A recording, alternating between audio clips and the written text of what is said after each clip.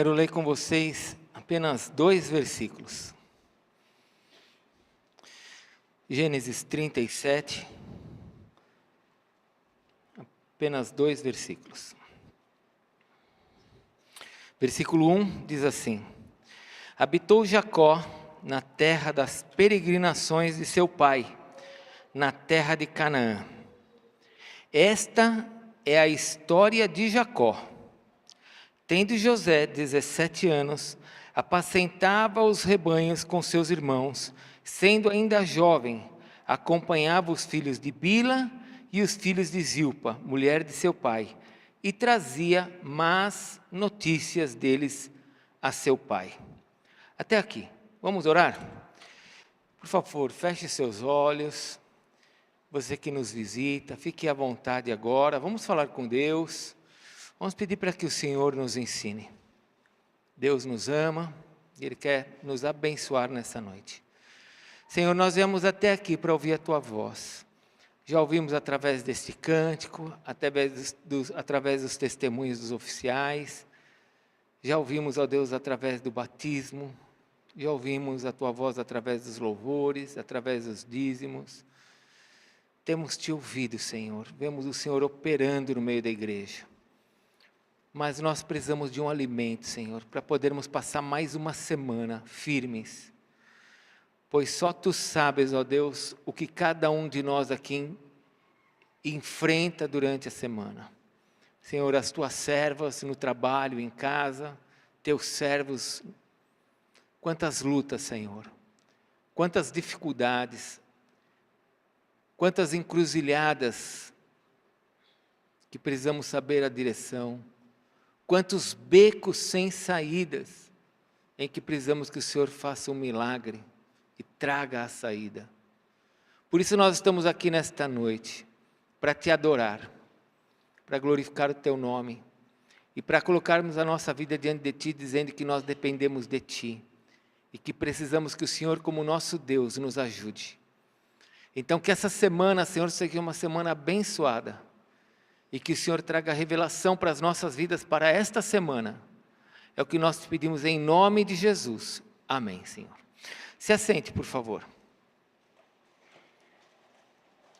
Gênesis capítulo 37. Começa falando da história de Jacó. Mas, na verdade, nós vamos até o capítulo 47, de Gênesis 37 até 47, nós vamos lendo sobre a história de um jovem chamado José. Alguém percebeu quantos anos que ele tinha aqui? Quantos anos? 17 anos. Não era ninguém de 40 anos, nem de 50. Não era uma pessoa vivida, casada, com filhos. Tinha apenas 17 anos. E eu não sei se você sabe, mas quem escreveu o livro de Gênesis foi Moisés. Quase 2000 anos depois do que aconteceu. Quase 2000 anos. Depois do que aconteceu. E quem deu a revelação para Moisés de todas essas histórias foi o próprio Deus. O próprio Deus. Deus deu a Moisés esta revelação. E Moisés então escreveu os 5 primeiros livros da Bíblia. Gênesis, Êxodo, Levítico, Números e Deuteronômio, o Pentateuco. Algumas informações, com certeza, ele tinha dos seus tios, dos seus parentes, mas muita revelação veio por parte do próprio Deus, como, por exemplo, a criação do homem. Deus criou o homem, quem é que podia escrever como foi? Então, Deus trouxe a revelação para Moisés. Mas quando chega aqui nesse livro, um livro escrito por Moisés, com muita revelação de Deus, muito do coração de Deus nesses primeiros livros, nós temos algo interessante nesse capítulo 37, porque começa dizendo assim: essa é a história de Jacó. Jacó era um dos filhos que Deus havia dado para se levantar sobre a terra e abençoar a terra, de Isaac, dos filhos de Isaac. E Jacó agora vem para trazer a bênção sobre a terra, que vinha sobre Abraão.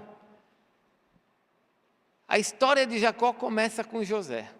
Do capítulo 37 em diante, até o 47, nós só vamos ouvir sobre José. Lógico que Jacó entra no meio dessa história. Mas você conhece a história?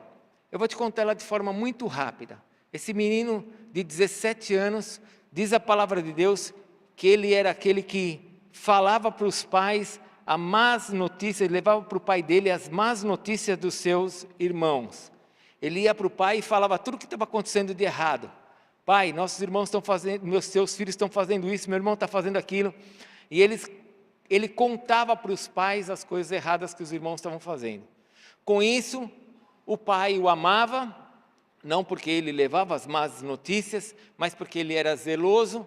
Ele era o filho mais novo, o pai tinha feito uma veste especial para ele. E esse menino estava crescendo então num ambiente meio complicado, onde seus 11 irmãos ali tinham uma certa tensão com ele, mas o pai o colocava como um filho predileto. Se não bastasse essa tensão, tem um momento que ele tem um sonho. Fale comigo, um sonho. Fale novamente, um sonho. Ele tem um sonho, e esse sonho ele vê o pai e a mãe, diante dele, o sol e a lua se curvando diante dele. E depois ele também vê as estrelas, as 11 estrelas, os irmãos se curvando diante dele. E ele passa a ser chamado na Bíblia pelos irmãos de sonhador. Começa a chamar José de sonhador. E esse era o sonho. E os irmãos entenderam e ficaram pensando assim, mas nós vamos nos curvar para você? E o pai e a mãe guardavam aquilo no seu coração. Como é que nós vamos nos curvar diante de vocês?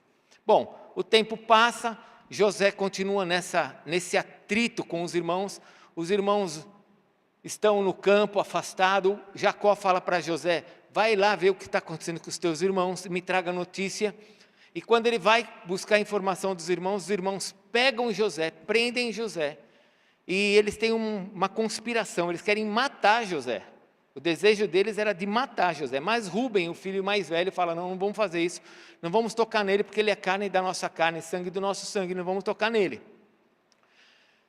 E eles então têm um plano, vamos colocar ele nesse buraco, nessa cisterna, não tem água, vamos jogar ele lá. Quando eles jogaram ele lá, está passando uma comitiva de ismaelitas. Lembra dos filhos de Ismael, o filho da escrava de Abraão? Está passando uma comitiva ali de vendedores de ismaelitas. Eles pegam José e vendem para esses ismaelitas. Pegam as vestes de José, rasgam as vestes, embebedam ela no sangue de um animal e levam para o pai e falam, olha, teu filho foi comido pelos animais, encontramos a roupa dele desse jeito. Jacó chora, lamenta, chora muito, porque era um filho muito querido, e José é levado para o Egito. No Egito ele vai ficar na casa de um comandante da guarda, chamado Potifar. Nessa casa, tudo que ele faz prospera, só que é uma armadilha. A mulher de Potifar vai querer deitar com José, e ele não aceita. E ela tenta várias vezes para se deitar com ele, e ele não aceita. Até que ela arma uma cilada, vai para cima dele, pega nas vestes deles, ele larga a veste, vai embora, e ela, com vergonha e apavorada pelo que acontece, ela chama os outros servos e fala, está vendo esse hebreu aí? Esse homem que o teu Senhor trouxe para nós? Olha, ele tentou me abusar. E José então é levado para o cárcere, preso, como se ele tivesse tentado alguma coisa, ele não tinha feito nada. No cárcere, ele prospera, se torna uma pessoa de confiança dentro do cárcere. E quando ele está lá no cárcere, chegam 2 homens, o copeiro e o padeiro do rei. E os 2 ficam presos, porque o faraó mandou prender esses 2 homens. Estou contando uma história rápida para vocês, hein? Tem que ler a Bíblia. E agora o padeiro e o copeiro chegam ali, e eles acabam dormindo lá no cárcere, e tem um sonho. E eles contam para José o sonho. O copeiro, ele tem um sonho, ele fala assim, olha, eu vejo minha cabeça com uma cesta cheia de uvas, de vide, e faraó pega do cálice, ele bebe do cálice das uvas que estão na minha cabeça, são 3 ramos. E aí José olha e fala assim, olha, eu vou te dar a interpretação desse sonho. Esses 3 ramos são 3 dias, e daqui 3 dias faraó vai te restituir para você voltar a entregar o cálice na mão dele. Aí o copeiro fica todo feliz. E ele chega para o padeiro e fala para o padeiro: o cara interpretou o meu sonho. Aí o padeiro falou: glória a Deus, vamos lá. Ele não falou glória a Deus, mas ele falou: vamos lá. Já que interpretou o seu, vai interpretar o meu também. Aí ele chegou para José e falou: José, já que você foi bom para interpretar o sonho dele, interpreta o meu. Aí José falou: qual é o teu? O meu é o seguinte: o meu tinha um cesto na minha cabeça, com 3 pães, com 3 massas, pães, e aí eu vi as aves vindo comer, e o que quer dizer? Aí José falou: olha, 3 quer dizer 3 dias, daqui 3 dias Faraó vai pendurar a tua cabeça num lugar, e as aves do céu vão comer o teu corpo. O padeiro ficou desesperado, não tinha o que fazer. Faraó mandou fazer exatamente aquilo. Depois de 3 dias, o padeiro foi morto e o copeiro restituído. E José falou para eles, lógico, para o único que está vivo, né? Falou: quando você for para Faraó, não se esqueça de mim. Só que ele se esqueceu. Passaram-se 2 anos, quanto tempo? 2 anos, a Bíblia nos fala que passaram-se 2 anos, e aí Faraó vai ter agora um sonho. E Faraó tem um sonho perturbador. Ele vê 7 vacas bem gordas, que estavam no meio do Nilo, e 7 vacas bem magras, que destroem aquelas vacas gordas, comem as vacas gordas. E depois Faraó tem um outro sonho, de 7 espigas de milhos lindas, e depois outras 7 mirradas, que comem aquelas 7 espigas, destroem. Faraó fica perturbado, ninguém traz a revelação, e aí o copeiro se lembra de José. E fala para Faraó: tem um cara lá que é bom de interpretar sonhos. Ele disse que eu ia vir e disse que o outro ia morrer. E Faraó então chama ele para cá. Aí José vai, interpreta o sonho e diz para ele: olha, Deus está dizendo que você vai ter 7 anos de muita bênção, muita prosperidade. As 7 vacas gordas, as 7 espigas bem grandes representam isso, mas depois vai ter 7 anos de muita miséria, e você vai passar por muitas dificuldades. Faraó olha aquela interpretação, entende que aquilo vem de Deus, e ele fala assim: não tem ninguém mais sábio no reino do que esse homem para me ajudar. Ele sabe o que ele está falando, ele sabe o que é para fazer, e coloca José abaixo dele. Abaixo de Faraó era José, e ele passa a administrar todo o Egito. E quando nós vamos chegando agora pelo capítulo 46, nós vamos ter a fome, uma grande fome em todo o mundo, e as pessoas vão até o Egito para comprar alimento, porque José está administrando. 7 anos José guardou todo o alimento que podia, e quando começou a fome, ele começou a comprar a casa das pessoas em troca de alimentos. E chega ali quem? Jacó com os seus irmãos. Só que ninguém reconhece que era José que estava lá. E José agora recebe os irmãos, José reconhece os irmãos, e José agora vai fazer uma estratégia para abençoar os irmãos.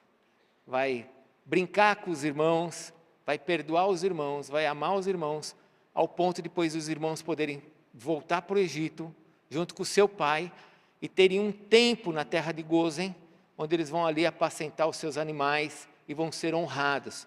E José então passa a ser o responsável pela salvação da família de Jacó, pela bênção sobre a família de Jacó. Essa é a história de Jacó, que começa com a história de José. Não foi fácil. Abre lá em Salmo, deixa aberto aqui, Gênesis 37, abre Salmo 105, versículo 17, rapidamente. Abre lá, Salmo 105, versículo 17. Se você não achou, leia comigo a Bíblia aqui no telão. Diz assim o versículo 17: adiante deles enviou um homem, José, vendido como escravo, cujos pés apertaram, essa palavra apertaram, os pés cujo apertaram, quer dizer, humilharam ele, maltrataram José com grilhões, e a quem puseram em ferro, até cumprir-se a profecia a respeito dele, e ter-lhe provado a palavra do Senhor. Então José foi preso, foi humilhado, foi machucado. Essa palavra no hebraico quer dizer que ele foi ferido, que diz aqui, apertaram, quer dizer que ele foi machucado, até chegar onde ele tinha que chegar. Mas essa história linda, que eu quero voltar com você lá para Gênesis, Abre lá em Gênesis capítulo 39, que nós não lemos. Nós estamos no capítulo 37, amém? Vai para o capítulo 39. Olha o versículo 2, quando José foi vendido e foi para a casa de Potifar. Você já deve ter lido isso. Muitos de nós já pregamos sobre José, já lemos esse versículo aqui, mas é bom relembrar. Olha o que fala o capítulo 39, versículo 2. A Bíblia diz assim: o Senhor era com José. Quem era com José? O Senhor. E olha só o que diz mais: que veio a ser homem próspero e estava na casa de seu senhor egípcio. Vendo Potifar que o Senhor era com ele e que tudo que ele fazia, o Senhor prosperava em suas mãos, e aí Potifar vai colocar ele num lugar de honra.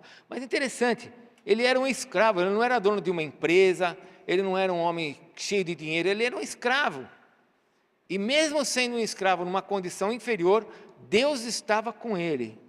Fala para o teu irmão, Deus estava com ele. Deus estava com ele. E ele prosperava. E por Deus estar com ele, por ele prosperar, as pessoas que estavam à sua volta, o próprio chefe dele, né, que o colocava como escravo, colocou ele em uma condição de honra. Aí ele cai naquela cidade, naquela cilada da esposa. Agora, olha o capítulo 39, versículo 21, quando ele vai para dentro do cárcere. Abre aí, Gênesis 39, você está no versículo 2, vai para o versículo 21 agora. Acharam? O que que diz? Quando José está no cárcere, irmãos, ele não está agora numa casa, ele é um prisioneiro. Ele não é mais escravo, agora ele é um condenado.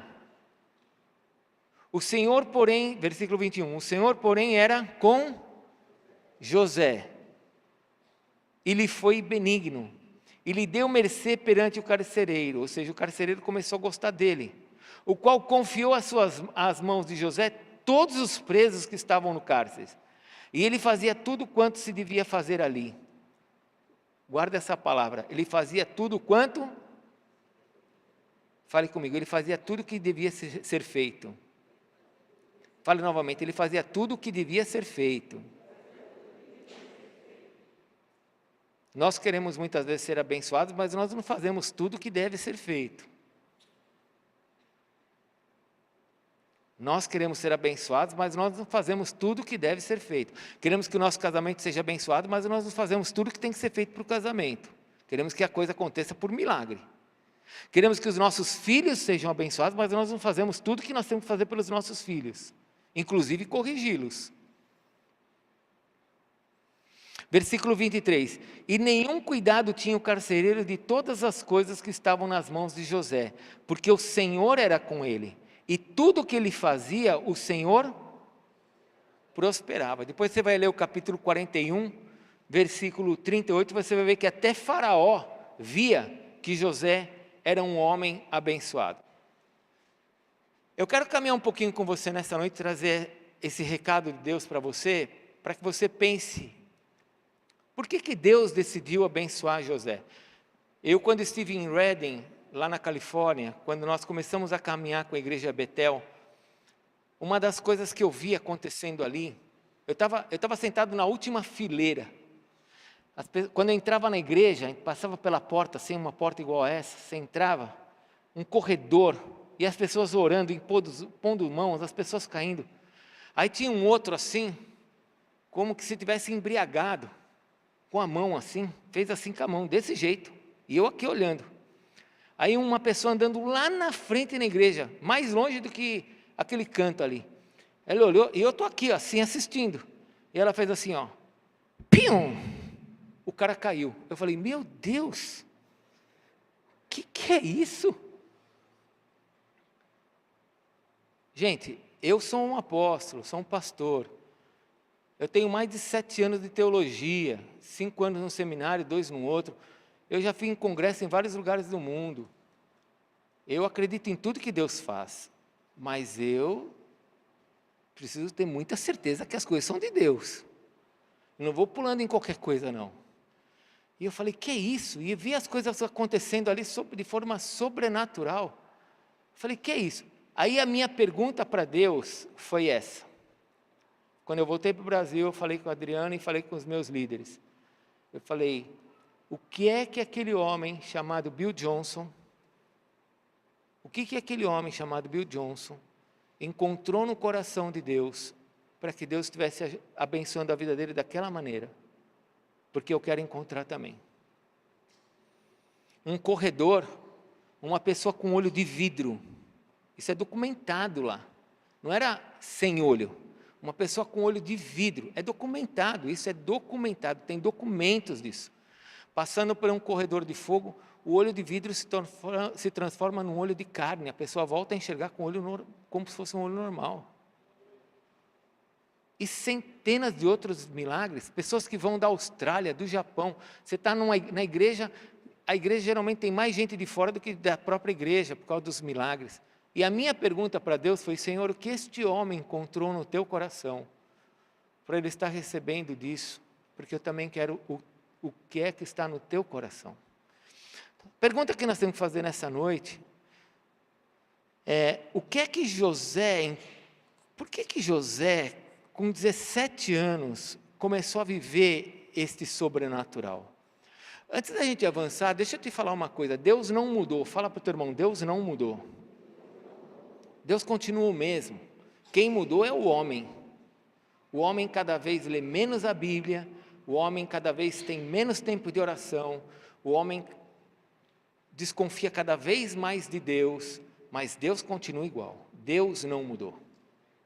Deus é o mesmo. Ele é o mesmo. Nós que estamos mudando. Nós temos mais tempo para essa porcaria aqui do que diante de Deus em oração. Se tem uma coisa que me irrita é quando eu vou com a minha família em algum lugar, eu chego, sento e coloco meu celular de lado. Aí você vai olhando para as outras mesas, está todo mundo, um olhando para o outro com o celular ligado, sem conversar. Eu falo: meu Deus, o que é que esse jovem de 17 anos encontrou no coração de Deus? Porque ele é chamado de sonhador na Bíblia, mas para nós, para os evangélicos, ele é chamado do quê? De dedo duro, não é? Aquele que ia para o pai e falava tudo que tudo que os irmãos estavam fazendo errado. Sim ou não? Para nós, na Bíblia, ele é chamado de sonhador. E olha que ele só teve o sonho do pai e da mãe, dos irmãos. Mas no meio evangélico ele é chamado de dedo duro. Por quê? Porque ele entregava os irmãos. Mas eu estava falando ontem com os jovens aqui, eu trouxe uma revelação para os jovens diferente, vai ser um dos pontos desse daqui que eu vou te entregar, mas eu estava falando, José não pode ser dedo duro, porque José não é um tipo de Cristo, mas tem muitas coisas que aconteceram na vida de José que representam Jesus, é um paralelo muito forte com a vida de José. Nós não podemos dizer que José é um tipo de Cristo, porque tipo de Cristo é aquele que ele mesmo se identifica como um tipo. Quando Jesus fala assim como esteve Jonas, assim também estará o Filho do Homem, pronto, é um tipo de Cristo. Quando ele fala assim, eu sou a videira verdadeira e meu pai é... Então sim, é um tipo, a videira é um tipo de Cristo, porque ele está dizendo que é tipo dele. José não existe em nenhum lugar nas Escrituras que diga que ele é um tipo de Cristo. Mas José, tem muitas coisas que aconteceram na vida de José que é relacionada à vida de Jesus. Quer ver uma coisa? Vamos colocar naquele telão lá e nesse aqui, porque aqui vai ficar cortado. Vamos lá. Coloca aí para mim a imagem. Aqui também ficou bom. Ali ninguém vai ler, aqui vai dar. Olha só, José, todo mundo enxerga? Amado do seu pai, Jesus, o filho amado de Deus Pai. José, rejeitado pelos seus, Jesus, rejeitado pelos seus. José, vendido pelas moedas de prata, amém? Jesus também foi vendido por moedas de prata. José foi preso sobre falsa acusação. Jesus, preso sobre falsa acusação.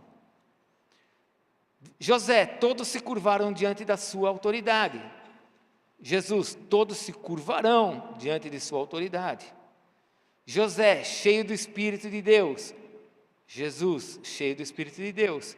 José conhecia os mistérios de Deus. Jesus conhecia os mistérios de Deus. José iniciou seu governo aos 30 anos. Jesus iniciou seu ministério aos 30 anos. José governou o Egito. O Egito nós sabemos que é símbolo do mundo. Jesus um dia governará o universo, o mundo.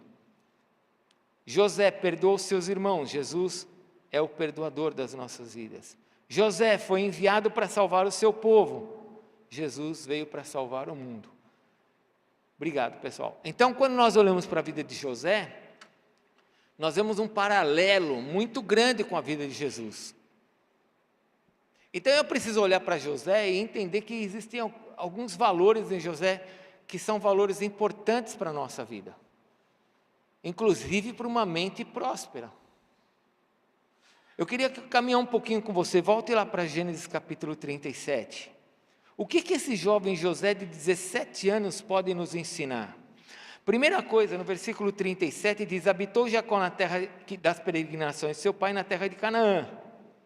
Então olha só, quem estava peregrinando naquela terra era Jacó, e ele já estava peregrinando na terra dos seus pais. Fale comigo, a terra dos seus pais.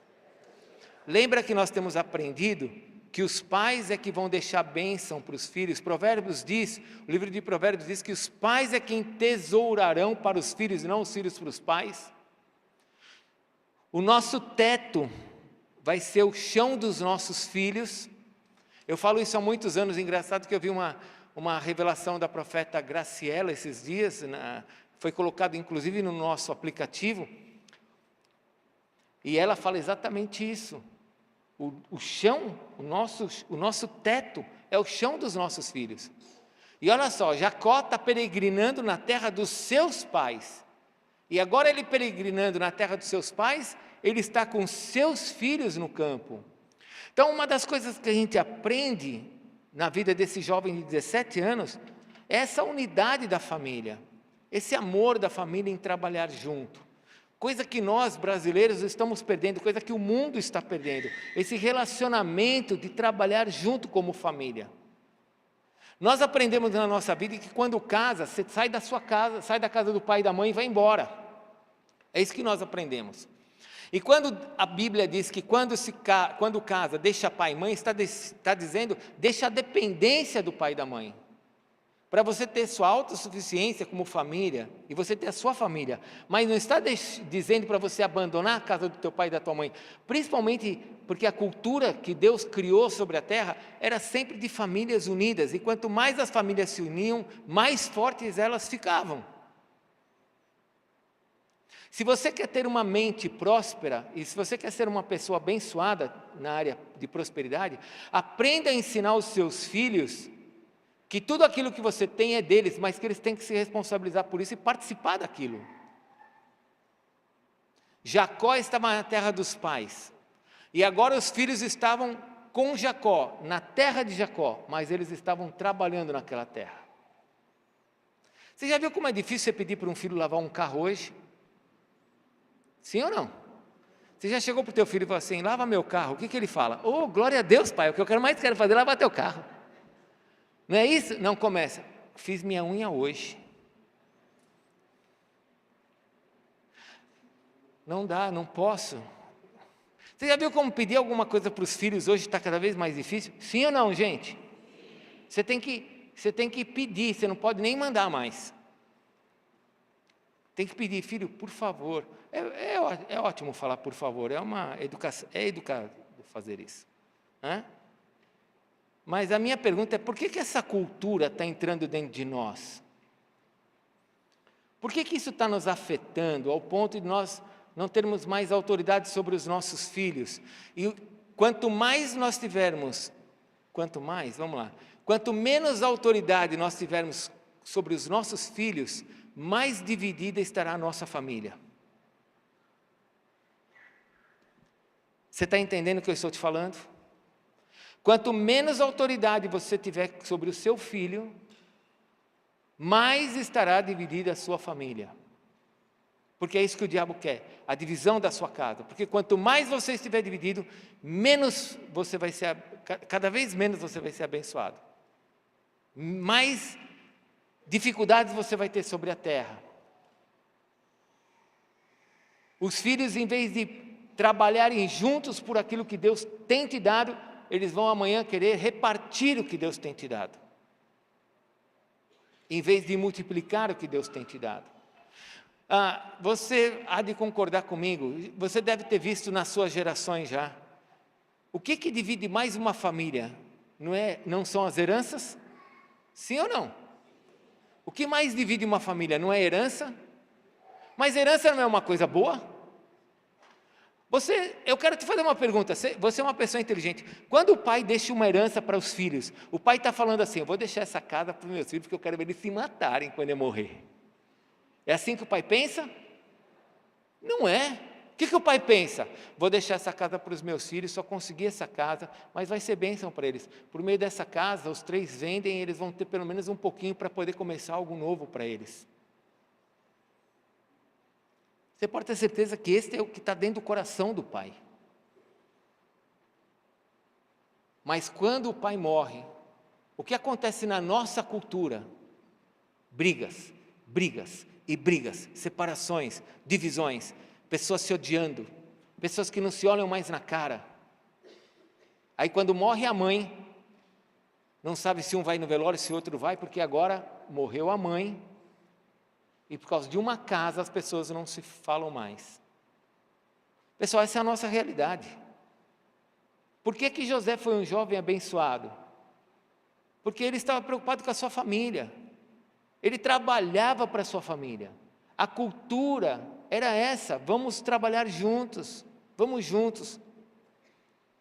Eu lembro quando eu comecei o nosso ministério, tinha um senhor que ele já faleceu, ele morava perto da igreja, quando nós começamos a igreja, lá na Rua 3, quando eu comecei o meu ministério. E eu lembro que o filho dele bateu nele, deu uma surra nele, num senhor já de idade. E o filho, ao bater no pai, gente, estou falando há 30 anos atrás, tá? Pode ficar tranquilo que agora está bem pior.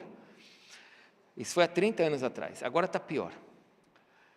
Quando ele bateu naquele homem de idade, um filho forte, eu era moço naquela época, eu não me atreveria a me meter com aquele rapaz, porque ele era muito forte. Bateu no pai de idade, e o pai machucado, ele falava assim para mim, o meu filho falava para mim, eu sou obrigado a dar para ele isso, porque ele não pediu para nascer. E tem muitos filhos que pensam assim, você como pai é obrigado a me dar isso, porque eu não pedi para nascer, eu não pedi para estar na sua casa, eu não pedi para ser teu filho. Aí você vai falar assim, mas por que essa criança está desse jeito? Fica tranquilo, foi você que educou dessa maneira. Foi você que fez isso. Ela nasceu com o pecado, mas ela virou esse monstrinho porque você fez isso. Bom, e como que eu faço? Agora nós temos que clamar a Deus para que isso mude. E você que tem filhos pequenos, você precisa entender que você tem que investir no seu filho, para que ele entenda que a família é uma só, que um dia ele vai casar, mas continua uma família. Ou quando ele casa, ele arranca teu sobrenome e joga fora. Não vai junto? Vai junto. É uma família. Por que José foi abençoado por Deus? Porque ele tinha um coração voltado para a sua casa. Se você quer ser abençoado, volte o seu coração para a sua casa. Ganhe a sua família para Jesus. Tem gente querendo fazer a obra no mundo, mas não ganhou seus pais para Jesus. Tem gente querendo fazer missões em todo lugar, mas não salvou seus familiares. Eu preciso voltar meu coração para a minha família. A família, ela é extremamente importante, a nossa casa é importante. Por que o diabo tenta destruir teu casamento? Por que o diabo tenta destruir o relacionamento entre você e teu filho? Porque a família é extremamente importante. Por que tem tantas situações que colocam as pessoas de forma a um se sentir bem com o outro? Porque o diabo cria isso. Mas eu preciso olhar para a minha casa e falar assim, eu tenho que agregar. Eu preciso agregar isso. Porque a forma de Deus me abençoar é quando eu olho para dentro da minha casa em primeiro lugar. Quando eu abençoo a minha casa em primeiro lugar. Agora vamos lá, vamos pensar, vamos fazer um cálculo aqui, que eu gosto de fazer matemática de louco, amém? Sabe o que é matemática de louco? Aqueles negócios que não dá para calcular, mas a gente calcula. Então tá bom, então eu não quero agregar a minha família, não quero nada com a minha família, mas eu quero que Deus me abençoe financeiramente. Tá bom, para quê? Para que eu fale para minha esposa, tá vendo, eu ganho mais que você? Não mexe no meu dinheiro? Sou eu que trabalho, você não manda nessa casa, porque quem trabalha aqui sou eu. Para que Deus vai te abençoar se você está desagregado? Reino dividido não prospera. Então, se eu quero ser abençoado, eu preciso agregar as coisas dentro da minha família. Por isso que eu preciso pensar se eu vou fazer uma dívida ou não, porque se eu faço uma dívida, eu levo toda a minha família para o buraco se eu não conseguir pagar. Por isso que eu tenho que olhar para os lados e pensar que cada passo que eu dou, está todo mundo me olhando, os filhos estão vendo.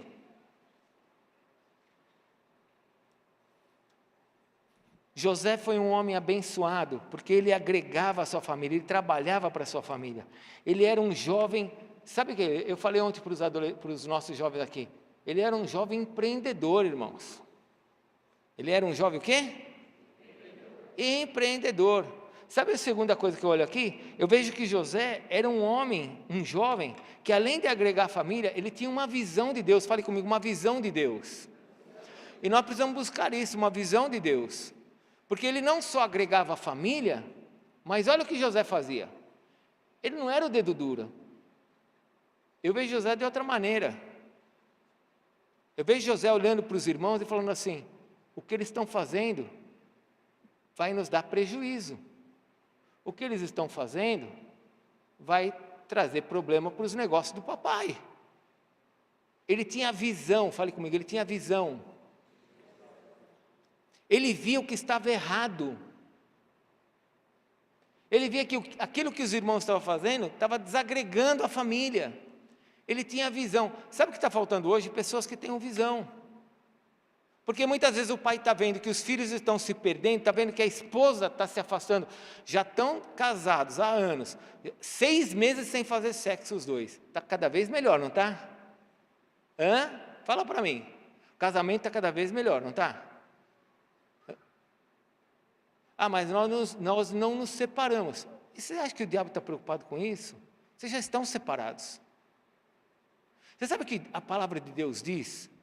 Você sabe que quem criou o sexo foi Deus, né? E foi Deus que criou para o casal, para o casamento. E homem e mulher. Para o casal.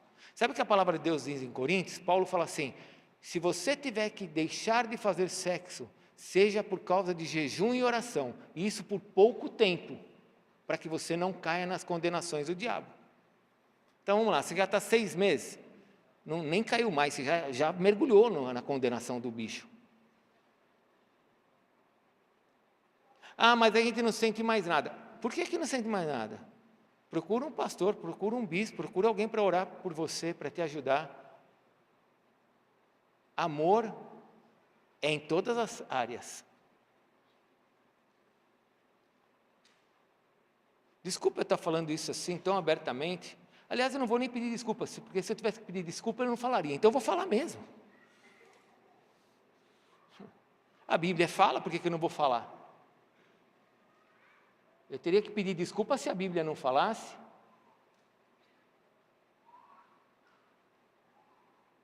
Aí você vai se afastando da tua esposa no teu relacionamento íntimo.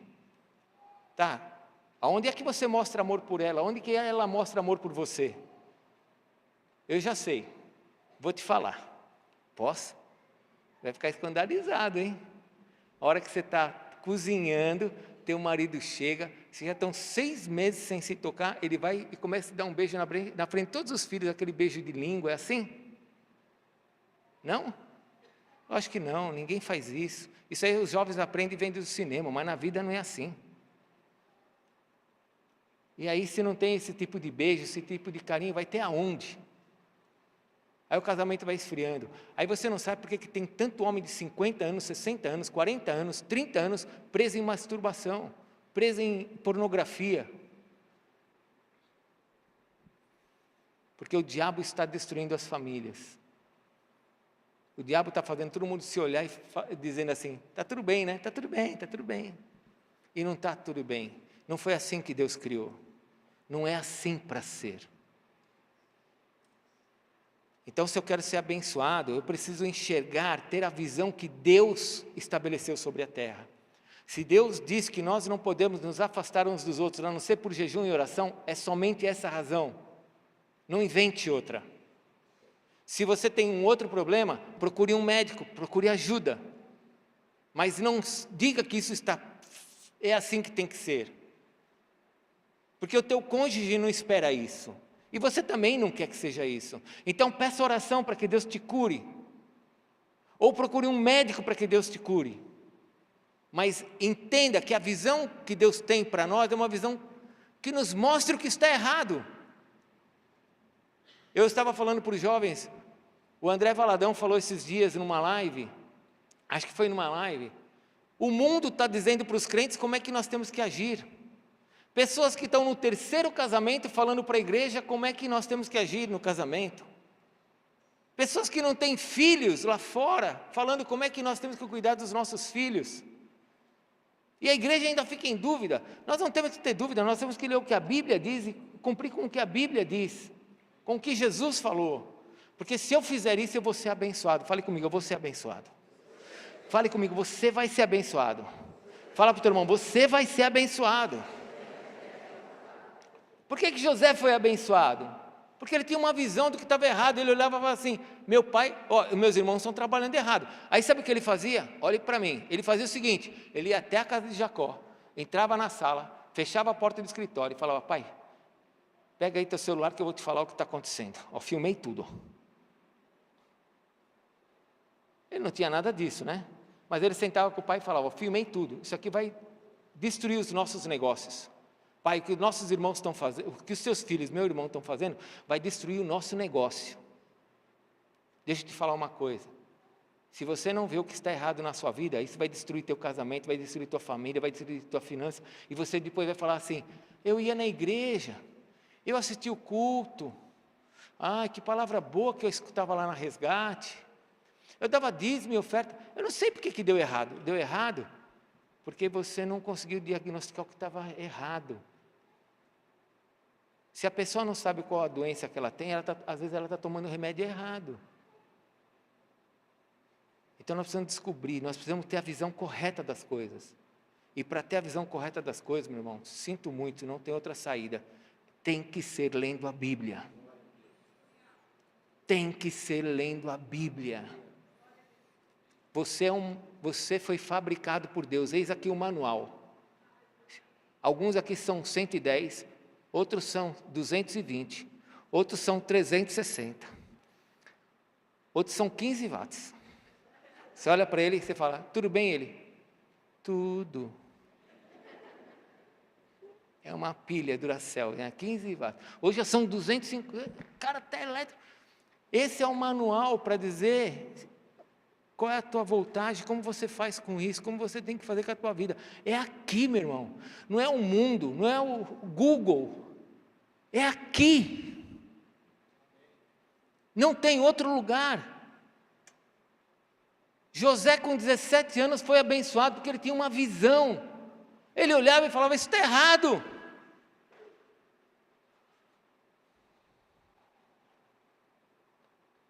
E aí os irmãos, fale comigo, os irmãos. Irmão é duro, hein? É ou não é? Estou vendo os filhos aqui que tem irmão, está todo mundo lançando a cabeça. Irmão é duro, né? Irmão, né, Bispo Fernando? Meu irmão. Irmão. Os irmãos, não, esse é um dedo duro, isso aqui, ela vai contar para o apóstolo. Vai falar para o apóstolo. Tá bom, e se falar para mim, qual que é o problema? Eu vou querer que a pessoa morra ou eu quero o melhor dela? O que o pai quer dos filhos? Não é o melhor? Agora, quando o irmão faz arte, ele conta para o pai? Pai, você já foi irmão. Se não foi, tem filhos que têm irmão. Quando você fazia arte, você ia lá e falava, pai, deixa eu contar o que eu fiz hoje. Quebrei teu negócio. É isso que você fazia? Você ia lá para o teu irmão e falava o quê? Se você falar, eu quebro você. Não era isso que você falava para o teu irmão? É ou não é? Era assim. Se você abrir a tua boca, você vai ver o que eu faço com você. Eu falava isso para os meus irmãos. Eu fazia muita arte, irmãos. Meu Deus do céu. Mas fui salvo, graças a Deus.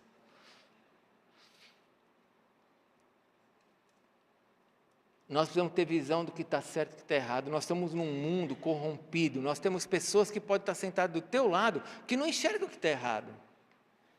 Você fala para a pessoa assim, esse casamento misto aí, esse namoro misto não vai dar certo. Olha, essa situação não vai dar certo. Você está vendo na Bíblia, mas a pessoa ainda fala assim, não, mas Deus me disse. Aí eu olho e falo, meu Deus, o que eu faço agora? Eu preciso que alguém mate e o outro suma com o corpo. Porque a pessoa fala, Deus me disse, eu estou vendo que está errado, e ela ainda diz, Deus me disse. Ou seja, o que eu aprendi não valeu nada, a pessoa sabe mais. Eu quero encerrar deixando para você a última coisa que eu falei para os jovens. Porque eu falei para os jovens o seguinte, José era um homem que sabia que ele tinha uma visão de família, fala comigo, uma visão de família. Ele tinha uma visão do que era certo e que é errado. Amém? Uma visão de família, uma visão do que era certo e que é errado, mas ele não duvidava do que Deus estava para fazer na vida dele. Eu quero encerrar dizendo para você, não duvide o que Deus tem para fazer na sua vida. Procure ter uma visão de família. Se você não tem, esforce-se para ter. Eu comecei a ter uma visão de família com 21 anos de idade. Quando eu me converti, eu não tinha uma visão de família. Eu disse para vocês já uma vez num culto, eu não fui um bom filho. Eu trabalhava, dava dinheiro para minha mãe, mas eu não me relacionava com a minha família. Eu não fui um bom filho, eu não sabia o que era ser irmão. Meu pai morreu, eu não tive aquela pessoa que agregava. Cada um foi ter a sua vida. E apesar de eu levar dinheiro para casa, isso não era tudo. O que é levar dinheiro para casa? É isso? Mas eu achava que dando dinheiro em casa era o suficiente. Eu só fui entender o que era uma família com 21 anos de idade. Quando eu me converti, comecei a ler a Bíblia de forma a mergulhar nela. Eu comecei a ler muito a Bíblia, comecei a ler muitos livros. E aí eu entendi o que era uma família. E sabe o que eu falei para Deus? Eu não quero uma família igual a que eu tinha, eu quero uma família igual a que o Senhor tem para mim. Então, se você não tem uma família agregada, não fique chateado, lamentando e achando que não tem mais tempo. Tem sim. Você só precisa agora desejar. Isso não muda de um dia para o outro, mas você tem que dar os seus passos. Deus tem algo para fazer na sua vida, senão Ele não teria te salvado. Deus tem algo para fazer na sua vida, senão Ele não teria trazido você para perto dEle. E José não duvidava disso. José, quando olhou, mesmo dentro de um cárcere, mesmo dentro de uma prisão, mesmo dentro de uma masmorra, ele sabia que Deus estava com ele e que o tempo dele chegaria.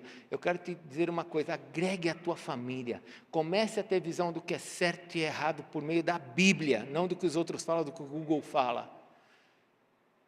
E abra-se para aquilo que Deus vai fazer em você, porque Deus quer fazer coisas grandes na nossa vida. Deixa eu te fazer uma pergunta. José com 17 anos, me ajude, responda rápido para encerrar. Ele sabia que um dia ele ia ser governante do Egito? Sim ou não? Não. Vamos lá, Pedro, eu falei antes com os jovens ontem. Pedro, ele era um pescador. A Bíblia diz em Atos capítulo 4 em diante, que as pessoas olhavam para Pedro e falavam assim, esse cara é um cara iletrado, ignorante, chamavam Pedro de ignorante. Alguém imaginava... Pedro, quando foi chamado por Jesus, ele imaginava que um dia ele ia ser um apóstolo, que ele ia ser um dos responsáveis pelo crescimento da igreja. Pensa bem, Pedro sabia que um dia ele ia ser um escritor, porque ele escreveu 2 cartas, 1 Pedro e 2 Pedro. Ele sabia que ele ia ser um escritor, mas quando você se abre para Deus e você agrega, você tem a visão do que é certo e errado, se prepare porque Deus vai fazer coisas grandes na sua vida. Você precisa acreditar nisso. E o apóstolo Paulo? O apóstolo Paulo foi até dono de escola. Abriu uma escola de Trajano lá em Éfeso. Quando que ele podia imaginar isso? Nenhum dos homens que Deus chamou podia imaginar que Deus ia fazer o que fez na vida deles, mas foram pessoas que agregaram, procuraram descobrir o que está errado. Feche sua Bíblia, por favor. Vamos orar.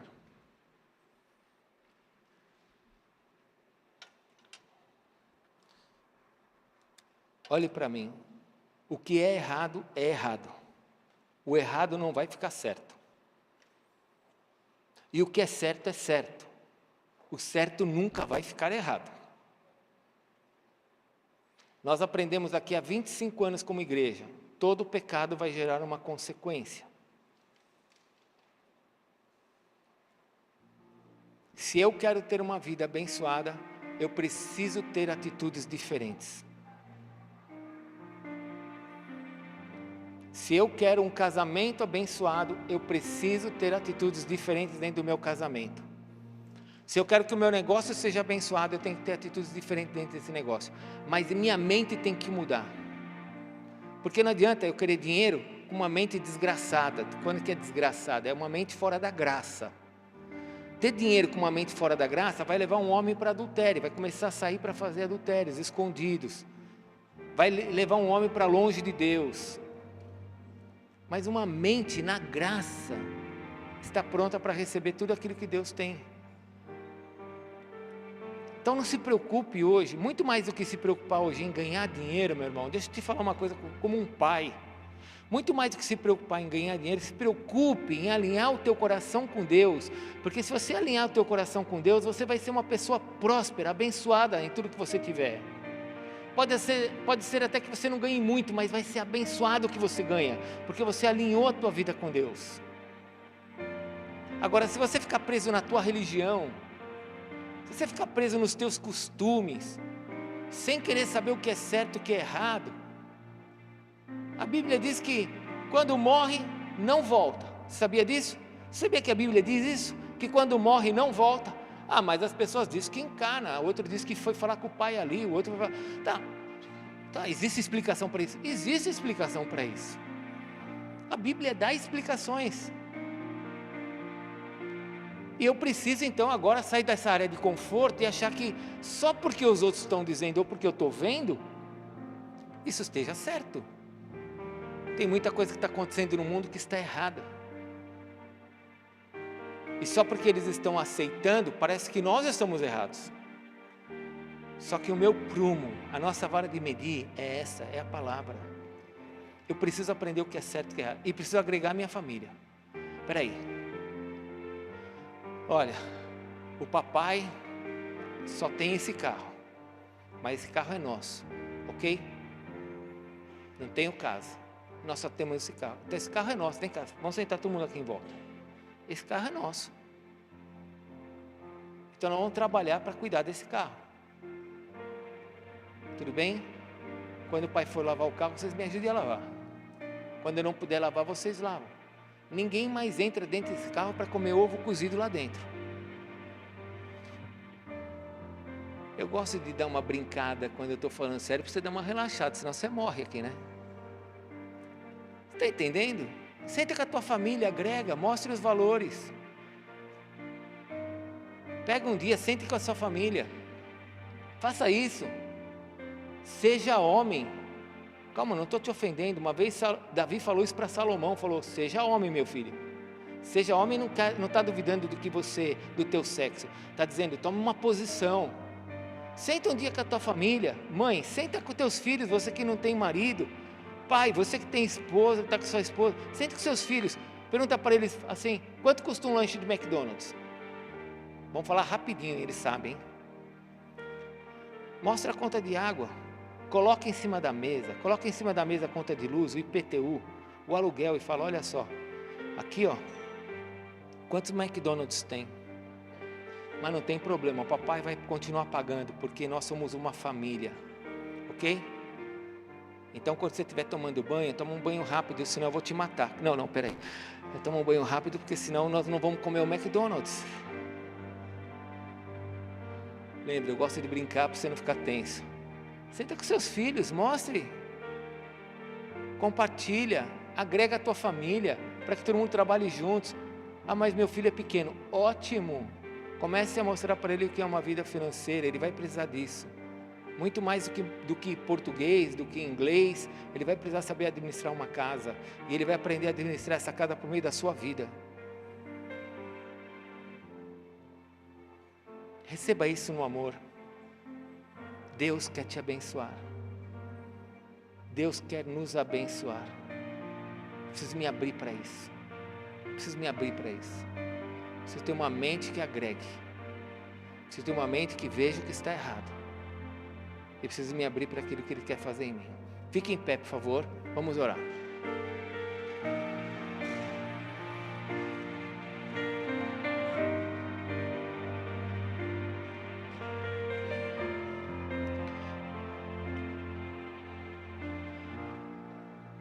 Feche os seus olhos e abra o seu coração para Deus.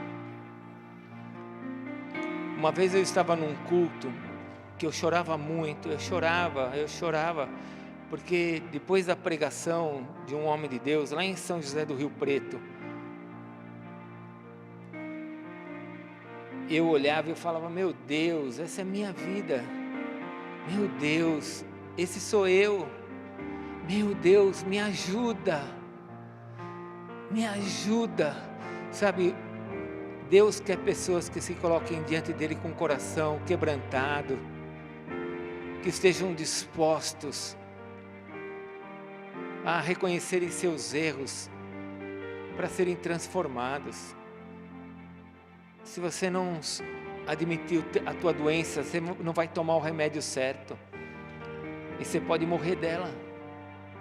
Então nesta noite eu te convido, abre teu coração para Deus. Não é para homens, não é para mim, é para Deus. E fale para Deus, Pai, muda o meu coração. Abre os meus olhos como o Senhor abriu os olhos de José. Eu quero ter a visão, Senhor, do que é certo e do que é errado. Eu não quero ser como os irmãos de José que só viam erros. Eu quero ver o que é certo. Eu quero ver aquilo que edifica, aquilo que faz prosperar, aquilo que ajunta, aquilo que faz crescer. Não aquilo que mata, que destrói, como os irmãos de José só queriam destruir. Mas José foi responsável pela restauração da sua família. Sabe, meu irmão, Deus quer usar você para restaurar a tua família. Deus quer usar você para restaurar a vida dos teus filhos, ainda que eles estejam casados. Deus quer usar você para mudar a história daqueles que estão à sua volta.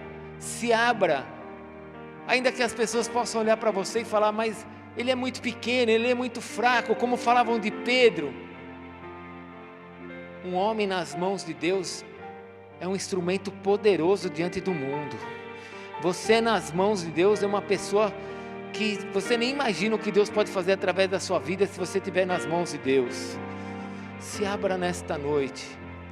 Nem olhos viram, nem ouvidos ouviram o que Deus tem preparado para aqueles que o amam. Se você o ama, nesta noite, coloque o teu coração diante dele e fale, Senhor, eu te amo. Eu te amo. Eu queria fazer aqui um convite para você que está aqui pela primeira, segunda vez, ou você que já está na igreja há mais de um mês, um ano, e você nunca deu tua vida para Jesus. Quer dar tua vida para Jesus hoje? Tudo começa entregando a tua vida para Jesus. Eu entreguei minha vida para Jesus. Saber que Jesus existe, todo mundo sabe. Até o diabo sabe que Jesus existe. Mas alguns entregam as suas vidas para Ele. Eu entreguei. Muitos que estão aqui na igreja já fizeram isso, a grande maioria. Talvez falte você. Se você nesta noite quer que eu ore para que Jesus entre na sua vida, para que você comece a ter essas novas experiências, por favor, vem aqui na frente, deixa eu orar por você. Pede para a pessoa que veio com você nessa noite, fale assim, vamos comigo lá na frente, eu quero receber essa oração, eu quero que Jesus entre na minha vida. Se tem alguém que quer nessa noite, que receber Jesus, vem aqui, deixa eu orar por você. Deixa eu abençoar você. Glória a Deus. Uma grande decisão. Glória a Deus, pode ficar aqui. Tem mais alguém que quer vir? Vem para frente. Glória a Deus. É uma excelente decisão. Glória a Deus. Uma excelente decisão. Glória a Deus. Glória a Deus. É uma excelente decisão. Pode vir. Ah, tá com ela. Não, fica junto com ela aqui então. Essa oração, irmãos, é uma oração sua, não é minha. Eu só vou te ajudar nessa oração. Se você nessa noite quer falar, Jesus, chega, dirigi minha vida até hoje. Como um dia eu falei, né? Estou cansado, Senhor. Eu achava que eu sabia, não sabia nada. Eu achava que eu conhecia, não conhecia nada.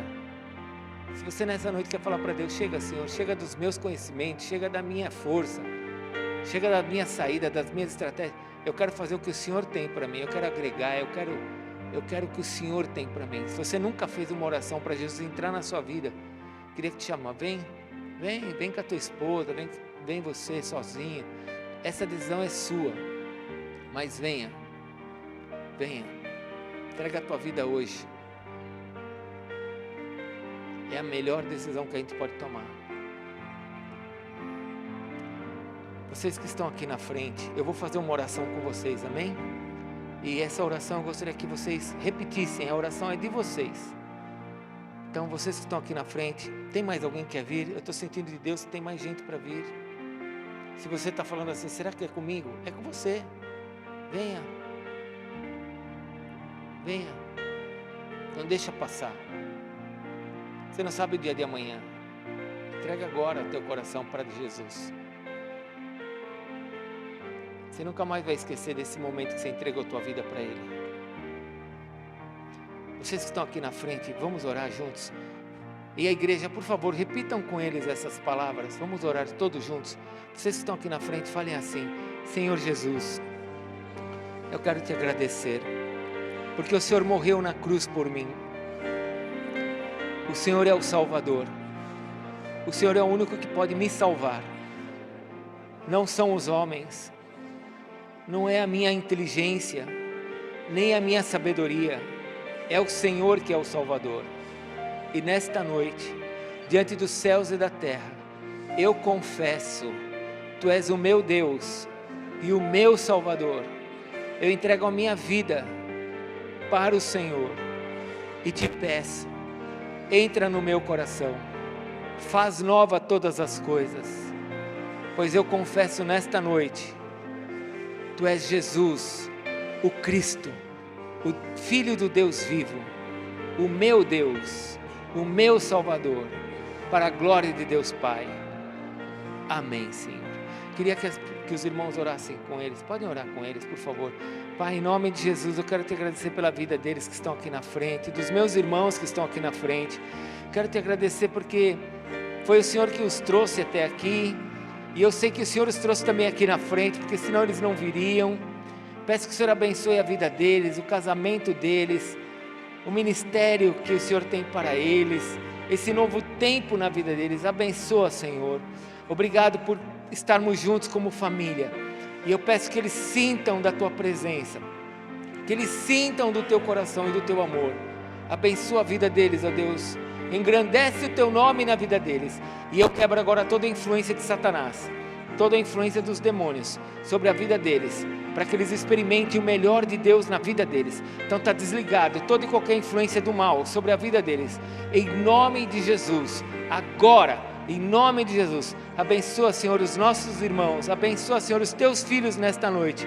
É o que eu te peço em nome de Jesus. Amém, Senhor Jesus. Amém.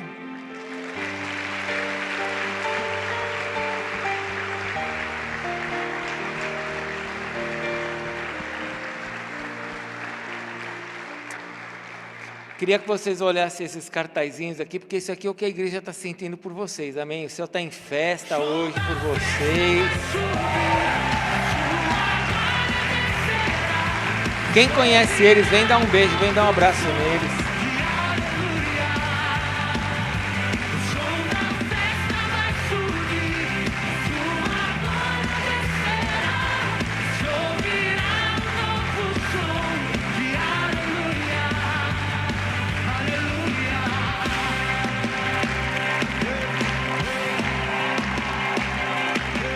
Ok, pessoal que veio aqui na frente, Nós vamos orar ainda com vocês, viu, igreja? Pessoal que veio aqui na frente, nós queremos dar uma Bíblia para vocês, ok?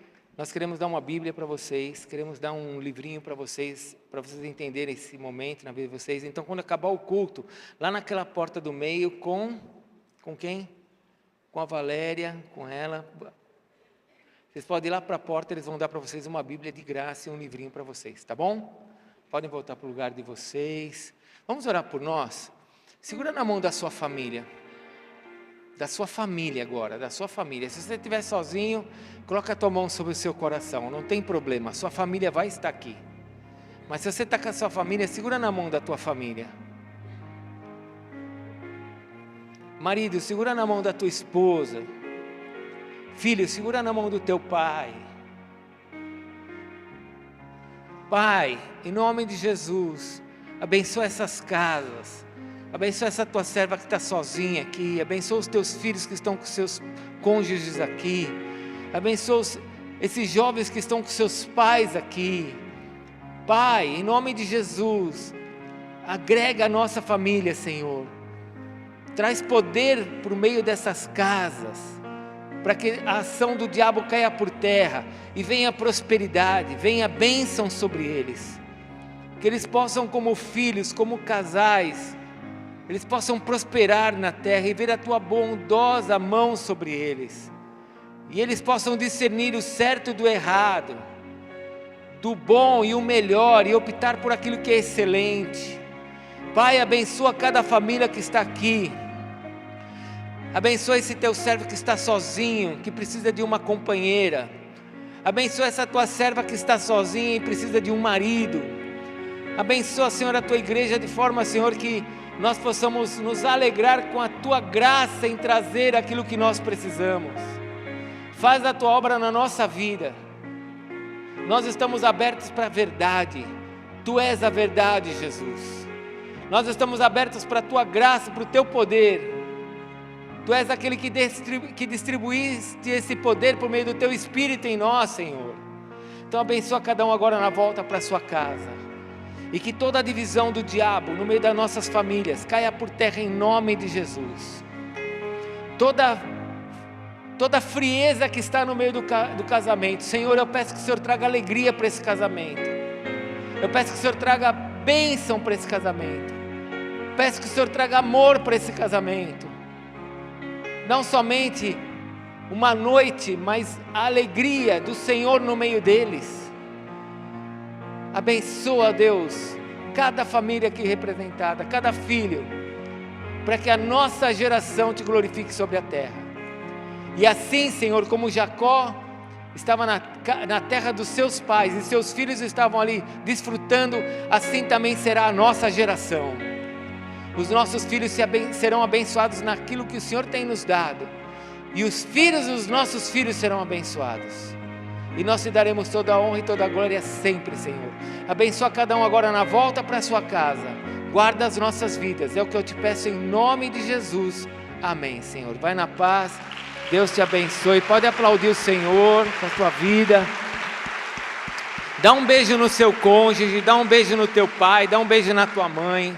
Fala para quem está do teu lado, eu te amo. Fala para quem está do teu lado, eu não sei como, mas o Senhor vai agregar a nossa família. Talvez você não saiba como, mas o Senhor vai agregar. E se você precisa de oração, vem aqui para frente que nós vamos orar com você, tá bom? Eu tenho que terminar o culto, porque já passei do horário muito. Então venha para frente, você que precisa de oração, que nós vamos orar por você aqui na frente.